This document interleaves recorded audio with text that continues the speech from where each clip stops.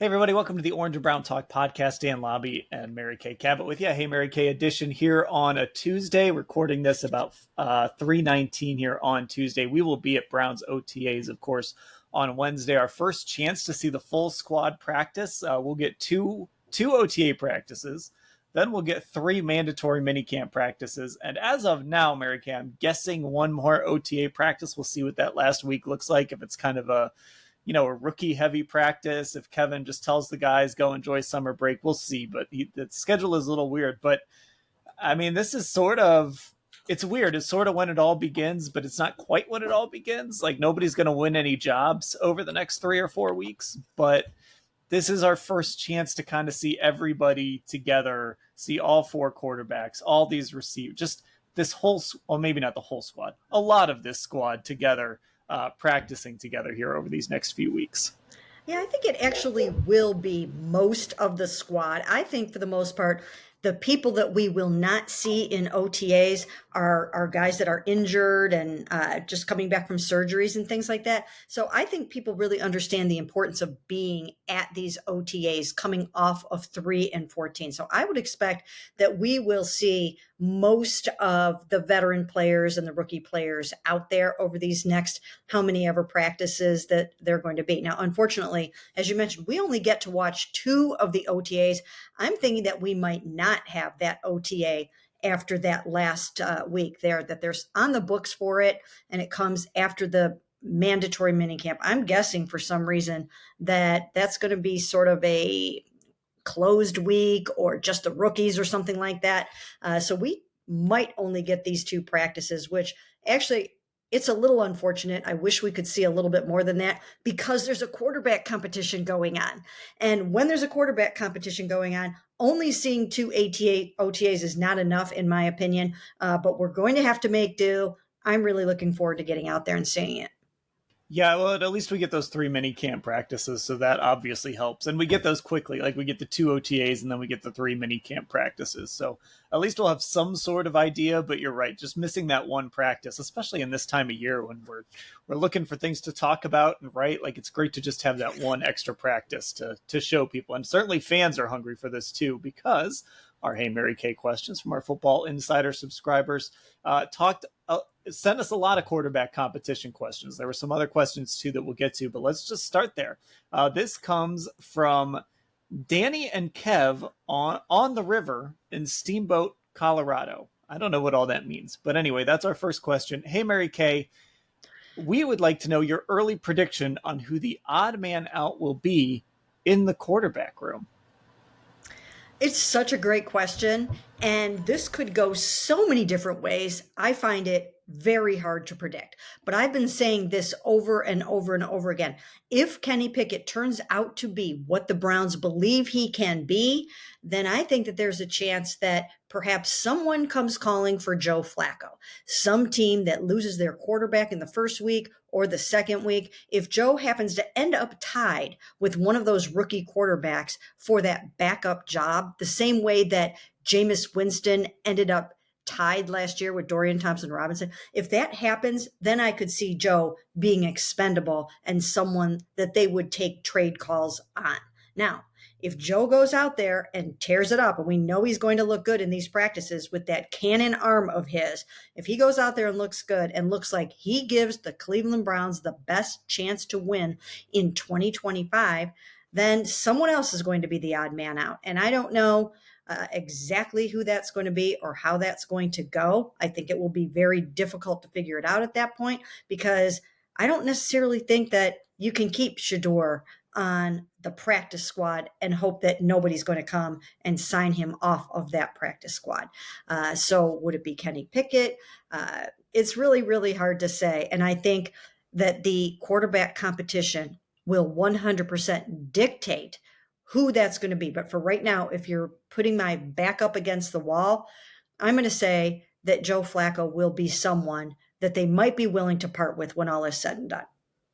And we have a question coming up later that I thought was really good for a Joe Flacco discussion too, sort of what he brings. So and it kind of is what makes this interesting. Now I will say, as you were talking, I did a little Googling. I looked up Steamboat Springs, Colorado. I just had visions of our texters here Danny and Kev like floating down the river on like almost like Huck Finn style or something. Like, I don't know. I guess they just live on the river or something. I don't know. That's why I was having trouble grasping that concept. But what was interesting in that answer is it almost feels like the most sure thing out of all of this is that Dylan Gabriel won't be the odd man out. Obviously, a lot can change between now and when we get to the end of August and they have to go through that roster cut down. But you can make the cases for why Flacco could be the odd man out, why Kenny Pickett could be the odd man out.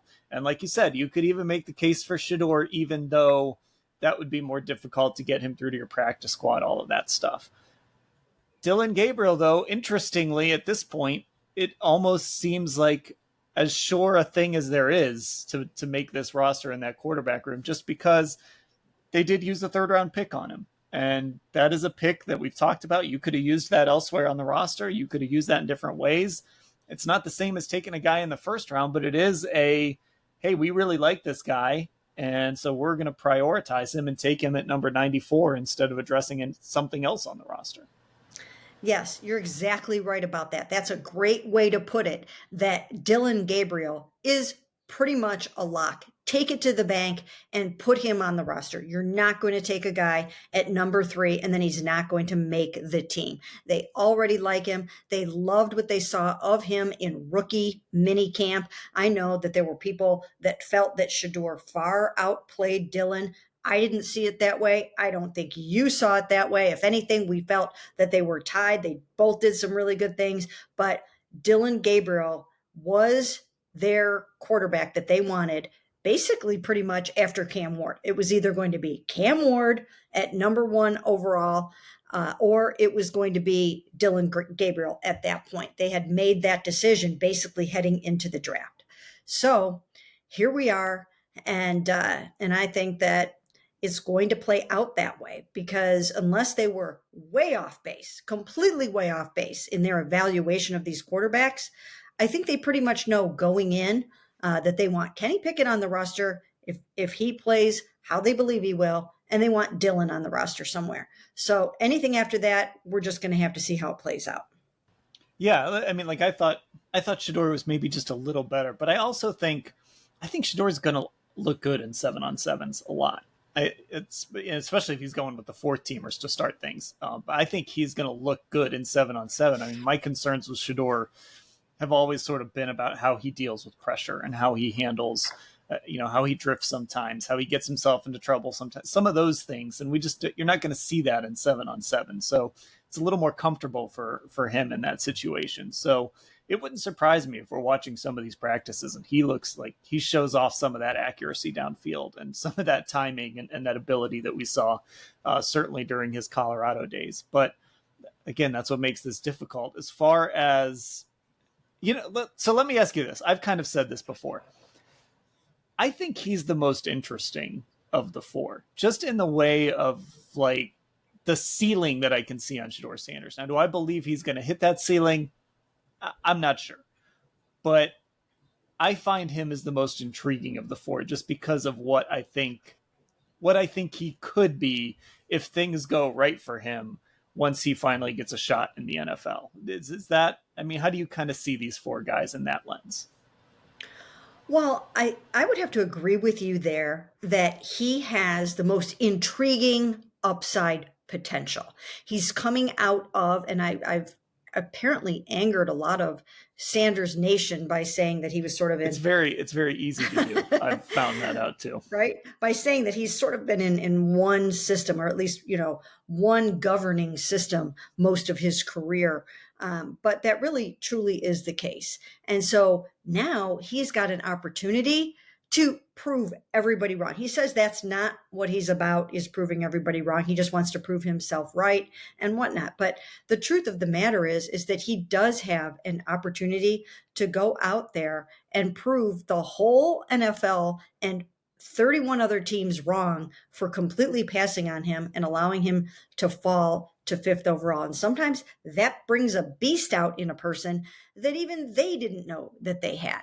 So he's got a chance to really go out and kind of go gangbusters and get this thing figured out. And if he takes the coaching and if he takes the tips and he listens to what they're telling him to do, and if he studies the film like Tom Brady advised him to do, if he really, really studies and gets this offense down, then I think he is capable of some really great, great things.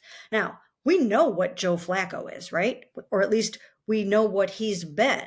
Is he still that in his year where he's going to be turning 41 in December? We'll see. Maybe, maybe not. But we pretty much know what he's about. Kenny Pickett, I think the intriguing thing to me about Kenny Pickett is how much better did he get in sitting out last year and working with Kellen Moore? That's the thing about him that I wonder.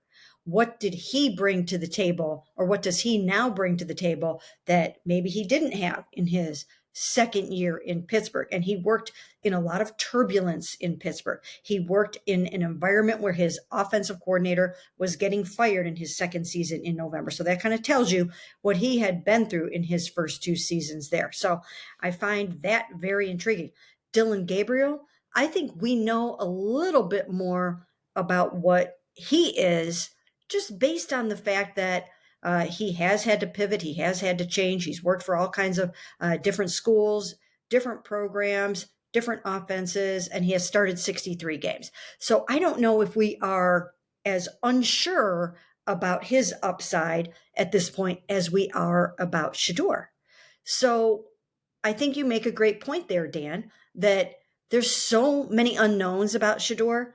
And if he is able to go out there and check all those boxes and answer all those questions, they could have some dynamite on their hands. Yeah, I mean, how many podcasts did we do where somebody was saying, "Hey, just take the guy at number 2," right? So obviously there was something there that we liked about Shador Sanders, where we saw Yes. some upside in him, and I think that's what makes him an intriguing guy. So let's move on to this question. We'll do this one from Christian Hudson first. And he's talking about this is sort of what I was referencing when I said there's a question about maybe why Joe Flacco would be the right guy for the job. Christian says, "Hey, Mary Kay, no matter who wins the quarterback job, will defenses be tempted to throw 8 or 9 men into the box to shut down the running game and force the Browns to beat them through the passing game? Flacco throws a lot of picks, and Pickett and the rookies might not scare anyone, not to mention the lack of depth at wide receiver." And of course, this does bring up the idea of, like, I'll never forget when Baker Mayfield was playing with that hurt shoulder. And there were times I'd look down from the press box and it felt like all 11 guys were within 10 yards of the line of scrimmage because they just didn't trust his ability to throw it down the field. And I do wonder if maybe that is one of the cases to be made for Joe Flacco, that we know, yeah, he's going to turn it over a lot. But we also know if Joe Flacco is a quarterback, you better be ready for some deep balls. You absolutely better be ready for some deep balls. And that's why I don't really know if you can crowd and stack the box like that. Because do you really want to be leaving Jerry Jeudy singled up one on one too often down the left side on the sideline? I mean, do you really want to do that? That's very dangerous. Do you want to leave David Njoku like that, or Deontay Johnson if he is everything that they hope he can be? Do you want to leave these big players out there with Joe's ability to get that ball down the field? I don't know about that. And I think that's one of the things that is most intriguing about Joe. If Joe can be a little bit more careful and show that he's not going to throw the interceptions or get the ball stripped or, get sacked and get it taken away from him, he's got an amazing opportunity to prove to them that he can get the ball to those guys early and often and score the football, because that's what they need more than anything this year. I know they definitely need to play clean ball, and that's going to be a high priority. But they also need to score the football. They need to throw touchdown passes. They need to run for touchdowns. They need to score. They scored 15.2 points. I remember back in the day with Colt McCoy and those players back then, and the Browns couldn't score more than 18 points a game, and that was so horrible back then. They're down to 15.2 now. I mean, that's just utterly ridiculous in today's NFL. It's embarrassing. It is absolutely embarrassing. So they need to get in the end zone. And what a better way to do it than with some of those big, huge chunk plays? Yeah, and I think too, like obviously this team wants to get back to running the football. They have that veteran O line. They've got two potentially really good running backs. They draft Harold Fannin, so they've got two really good tight ends now. So obviously they want to get back to that. But nothing helps your run game more than the ability to be explosive in the passing game. I think a lot of times we talk about it the opposite way. Like if you can run the ball, it'll open up the pass. But if you have an explosive passing offense, it opens up the run a lot. Like some of those lanes, all of a sudden that weren't there before, they'll be there. And so, if you're looking at this quarterback room, and again, we don't know what Shador and Dylan Gabriel are going to look like at the NFL level. We know Kenny Pickett, is he going to be able to consistently get the ball downfield? He's going to have to show that. Well, one of the things we do know for sure is that Joe Flacco, if they choose him, is going to be able to hit those explosive plays that we know Kevin Stefanski wants. And that's just one of the things they have to consider when they're making this decision. Absolutely. And here is the very, very interesting X factor about this whole entire thing is that, and you know this as well as I do, any number of these guys might look amazing in 7-on-7s in training camp and in 11-on-11s in training camp and even in the preseason games, right? But none of that is really going to matter. What matters is how do you perform in the game, in the heat of the moment, when a brilliant defensive coordinator has game planned all week to take away your strengths and to prey upon your weaknesses and to confuse the heck out of you, which of course they're going to try to do with the rookie quarterbacks. That's going to be the key. It's the decision making and it's the processing in the heat of the moment. And we've talked about the early part of the schedule over and over and over again. Even if you just take away the first two games against AFC North, then you're right into three really good NFC North defenses, right? They're not going to show any mercy. And then you're into 5 out of 6 on the road. I mean, that's insanity. So it's the decision making that is going to be the differentiator between who is the right man for the job and who's not. And they're not going to be able to know that until they're in a real football game. And that's why I think that they will have multiple starting quarterbacks this year. I don't know if it's going to be 3 or 4. And we've talked about this. I think it's going to be more than 2. I do. I think they're probably going to end up starting 3 different guys this year. And it might be because, or at least 3, and it might be because of the whole decision-making piece. And are you out there not processing well and you start throwing some picks? Or are you out there throwing caution to the wind and you're throwing some picks? So that's the thing. We can go all the way through training camp and preseason and still have no idea who the best man for the job is going to be. Yeah, it's that's true. I think, look, I came away last year feeling like Dorian Thompson-Robinson was looking much improved. And then again, we saw him get out on the field in real games and it didn't look improved from the year before. So, Kenny Pickett has been a preseason all-star before, but then got to the real games and it didn't work out. So you're right. It's going to take getting into September, October, all of those games to kind of get a feel for who actually has a chance to maybe lock this job down, like long term, if any of them do. Which brings us to this question from Dave Barnes in Richmond, Virginia. Hey, Mary Kay, was wondering what kind of chance there is that the quarterback room in 2026 could be Shador, Dylan, and Deshaun Watson. Any thoughts on that? Wow. Right? Right? And the new guy that they draft, right? Well, that's kind of why I wanted to use this question, because I don't think that's the realistic only quarterback room, but I think the idea of are either of these rookies going to be able to show enough in their rookie years to make the Browns say, no, we're not going to draft somebody next year?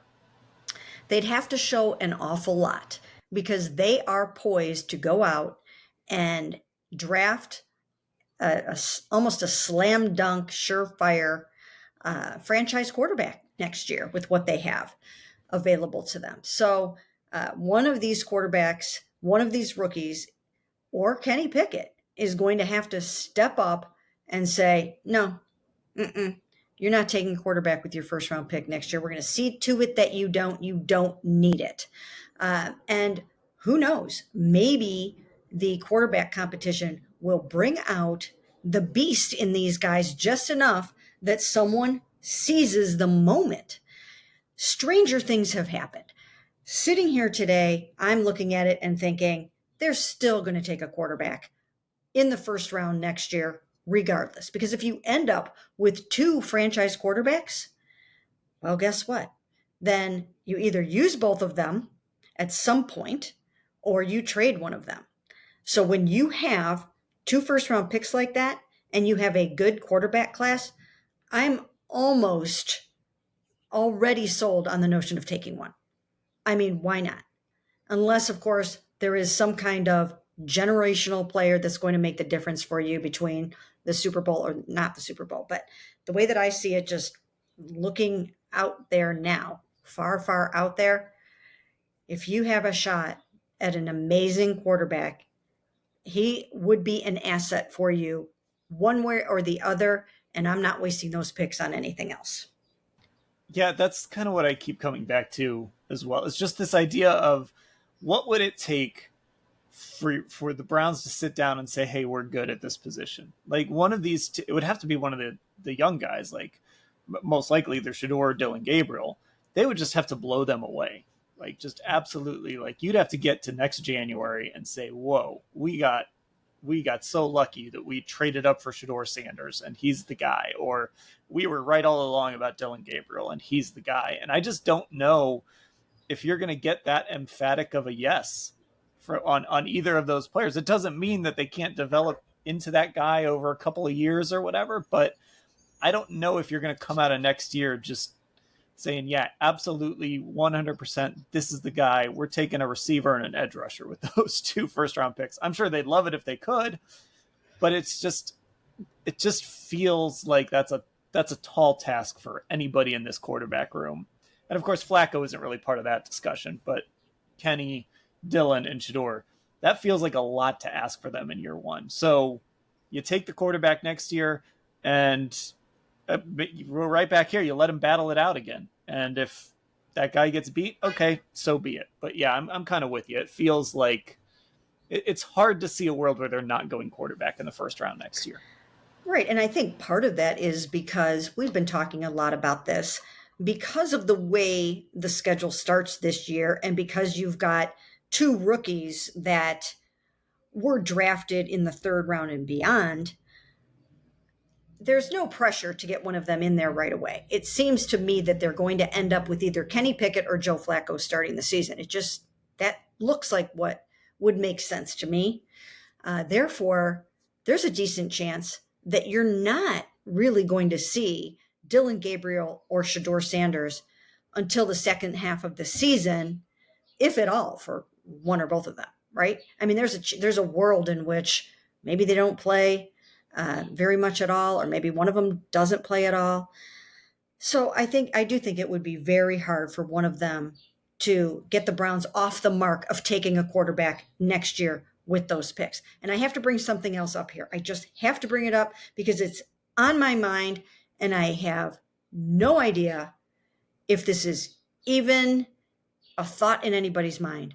But when I see Kirk Cousins not showing up for OTAs, I'm still in the very, very back of my mind wondering, is there a world at all where he could still end up here?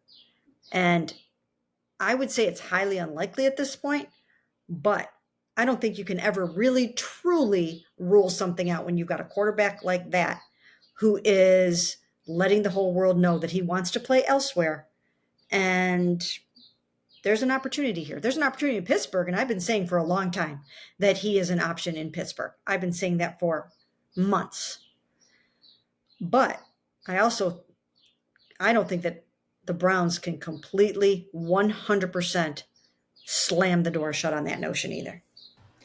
And I mean, I've said it before. You never say never with this franchise. Like you just never, anything could happen. So Yeah, and again, do any of these quarterbacks preclude you from saying, "Hey, Kirk Cousins is available for a day 3 pick all of a sudden"? And you do play that game of who's out there, like who are the teams that are still looking for quarterbacks, and some teams have drafted guys.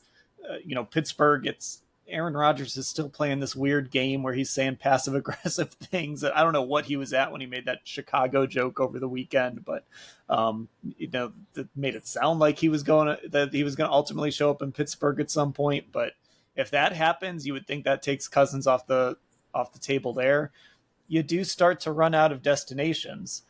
And if let's say we get through spring and the Browns are kind of like, I don't know about any of these guys, maybe they do put themselves into that sweepstakes a little bit. So yeah, look, I'm with you. Never say never with this organization. And why not just throw another guy into the mix in this battle? Right? Why not? Once again, I believe it's probably highly unlikely. And I think that's important to note. But highly unlikely doesn't mean absolutely no way.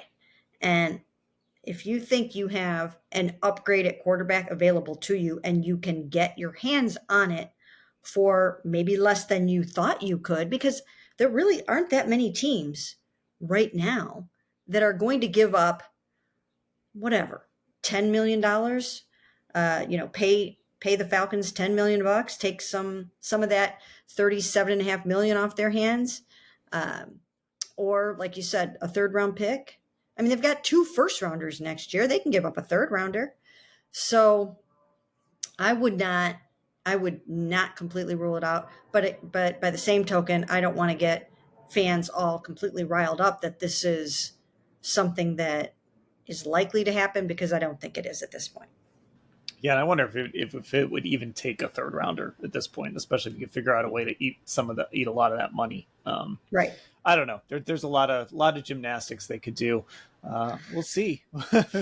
This Kirk Cousins thing, it'll just never go away. And maybe it's just a case of they need to wait out somebody to get hurt too, right? Like that's because again, a lot of those teams that needed quarterbacks might not now, but once they take longer looks at these guys, or if somebody gets hurt in the preseason or something, that's when all of a sudden Kirk Cousins becomes very enticing. And you asked the Falcons GM about it at the combine, and he seemed pretty content to wait this thing out, and he was fine with Kirk Cousins being a backup. So we'll see.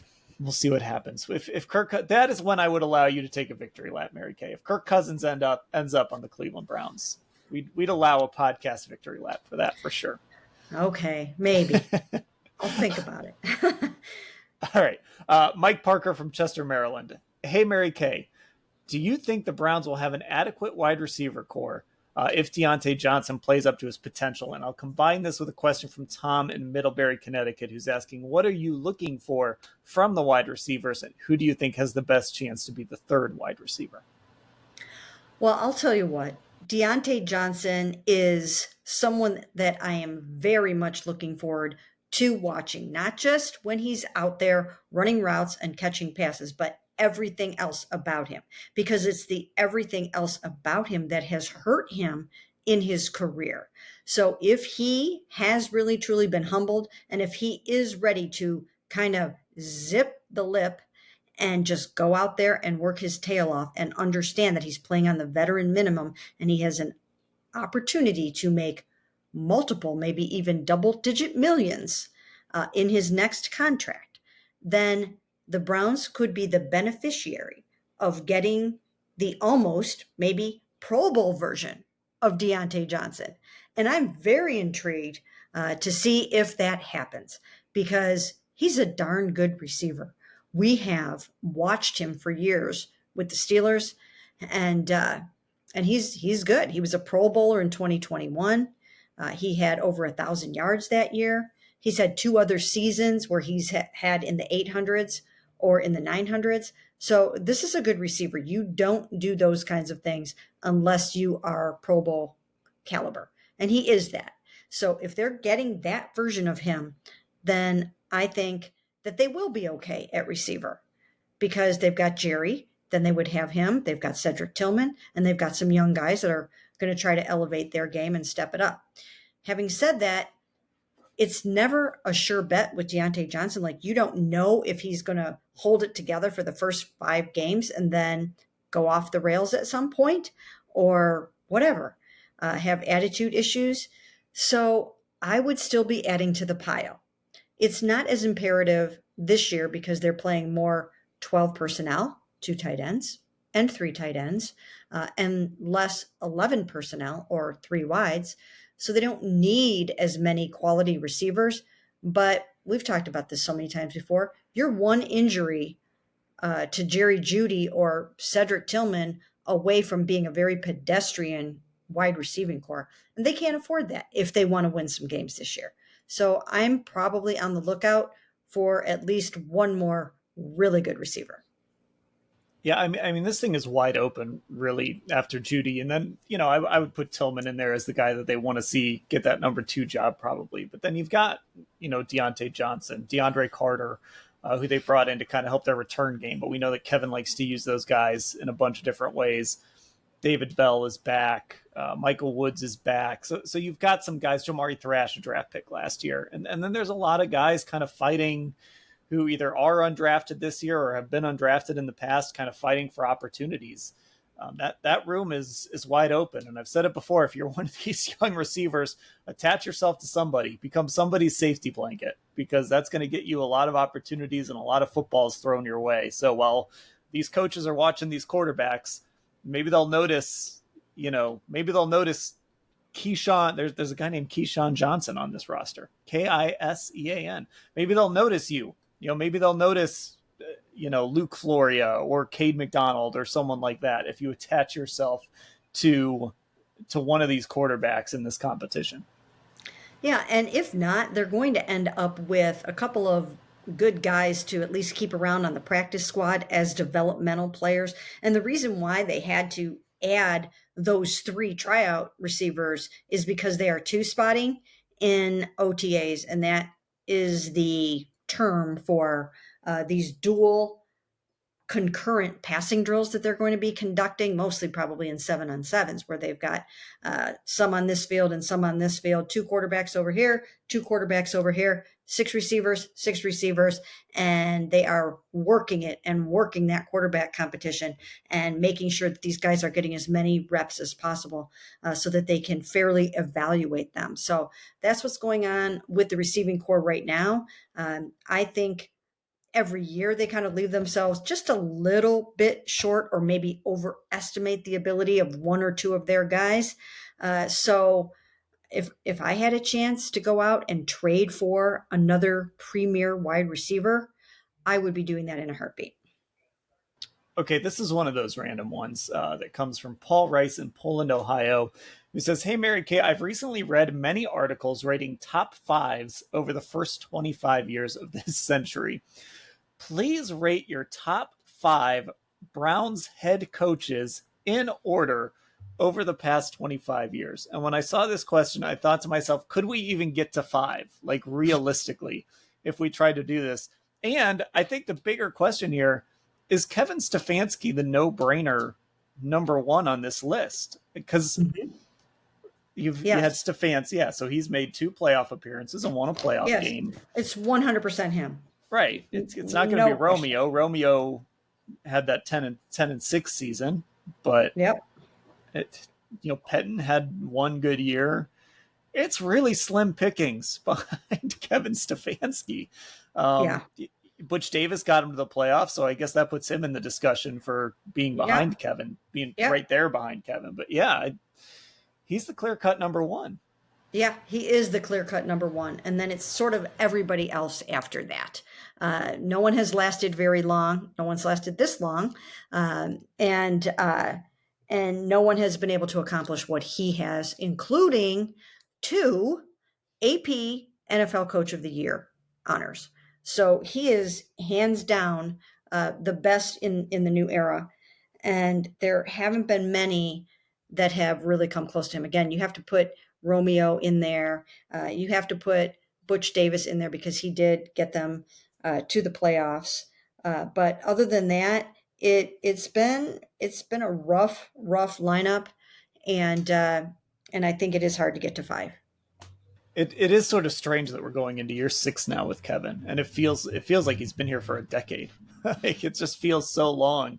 And look, I came in, I started the first year of the Hugh Jackson year, so I had Hugh, and then half a year of Greg, and then a year of Freddie, and now so like it was just chaos from the start. So yeah, it's a little strange, but it is that, I mean, I think that stability helps, and certainly we could be critical of some things Kevin has done, and that season last year going 3-14, I think is going to be an outlier, like a real blip on the radar in his career. I always thought the floor with Kevin is probably more, in a bad year they win 7 games. In a good year they can make the playoffs, and then you see what happens. So it does feel like they've found something in Kevin here, and over these first 5 years we've seen kind of what it can look like when it's really good. Yeah, and what he needs and hasn't really had yet is, of course, consistency at quarterback. He's never really had a quarterback situation that has been stable and consistent for him, right? I mean, the Baker stuff got very difficult and turbulent and strange. And we know that the Deshaun Watson thing was supposed to be the fix and it wasn't.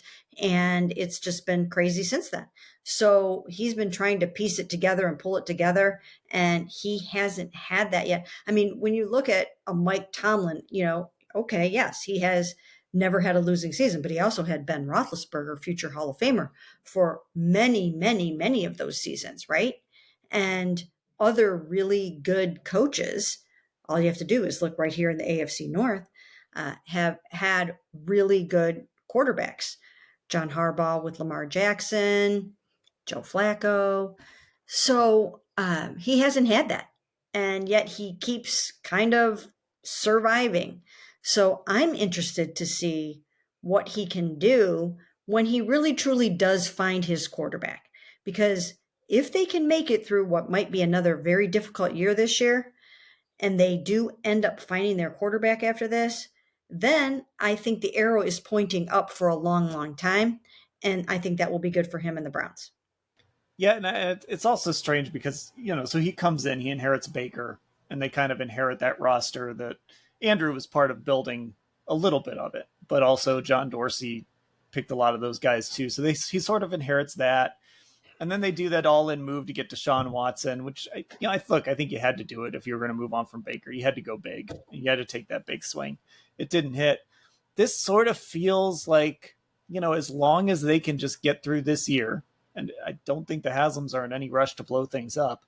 As long as they can just get through this year, whatever it looks like, they're kind of like Kevin is in a position where he can kind of set this thing up the way he wants it at quarterback and sort of elsewhere. He's got a young offensive coordinator that he likes in Tommy Rees.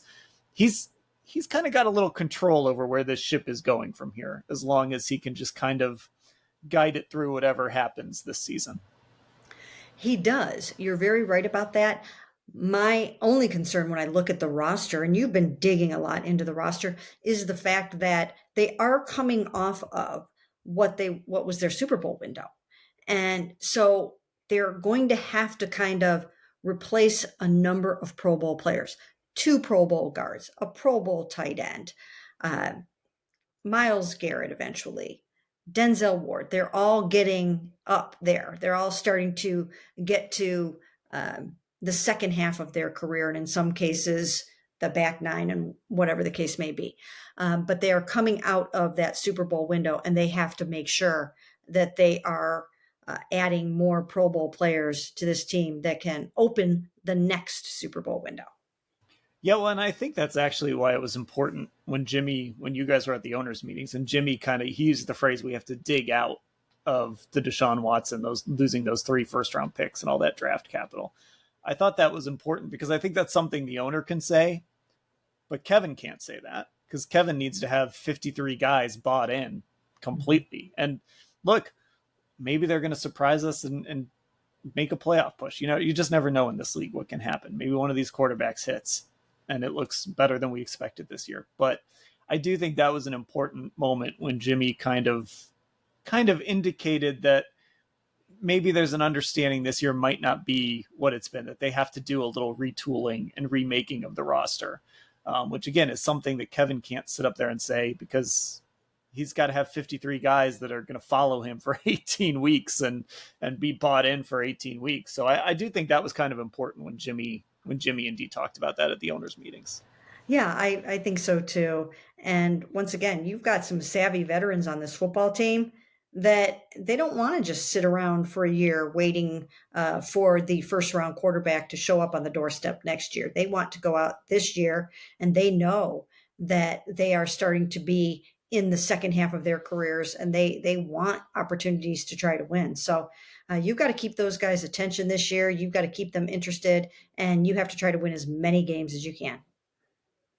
Okay, that'll do it for a Hey Mary Kay edition of the podcast. All our podcasts go up on YouTube in full. Cleveland Browns on cleveland.com. Get subscribed to that. And we'll have clips going up from the first day of OTAs that were out there on Wednesday. We'll have shorts, we'll have highlights, all sorts of things going up on our YouTube channel. That's Cleveland Browns on cleveland.com. Our Instagram is Orange Brown Talk. Our Twitter is Orange Brown Talk. And of course, those questions came from our Football Insider subscribers, which you can get involved with. Cleveland.com/Browns, the blue banner at the top of the page to get info on that. Mary Kay, I'll talk to you later. Sounds great.